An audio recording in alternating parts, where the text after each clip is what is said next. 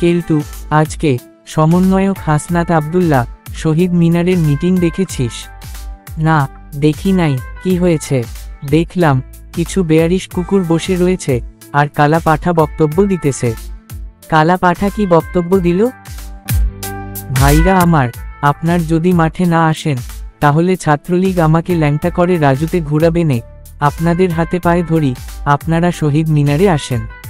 আমি জানি আপনাদের কিছু হবে না, কিন্তু দেখেন, আমি আওয়ামী লীগের বিপক্ষে অনেক খারাপ খারাপ কথা বলেছি। আমাকে আওয়ামী লীগ কোনো দিন ক্ষমা করবে না। আমি তো ভাবছিলাম আওয়ামী লীগ আর বাংলাদেশে রাজনীতি ও মিছিল মিটিং করতে পারবে না। এখন দেখি প্রতিদিন মিছিল করছে, আবার দেখি প্রতিটি মার্কেটে হঠাৎ করে ডিজিটাল বোর্ডের লেখা উঠছে ছাত্রলীগ আবার ভয়ঙ্কর রূপে ফিরবে। এসব কিসের আলামত? আমি মিটিং ডাকলে লোকজন হয় না।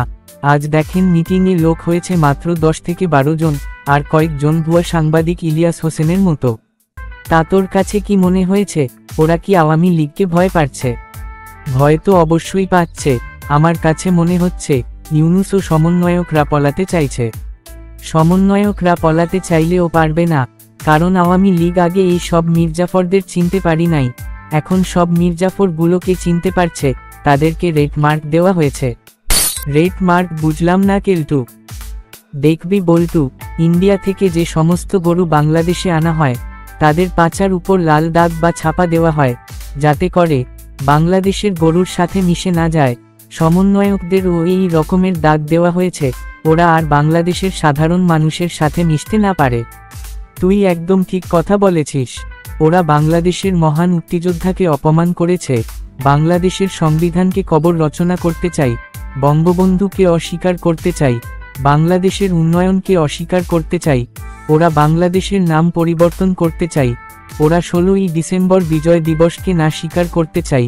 আমরা বুঝে গেছি আসলে তারা কি বলতে চাই, কিন্তু ওরা জানে না বাংলাদেশ নামক এই মানচিত্র তৈরি করতে দীর্ঘ 9 মাস যোদ্ধা করেছে 30 লক্ষ মানুষের তাজা প্রাণে মাধ্যমে ও 2 লক্ষ মা বোনের ইজ্জতের বিনিময়ে অর্জিত এই সোনার বাংলাদেশ।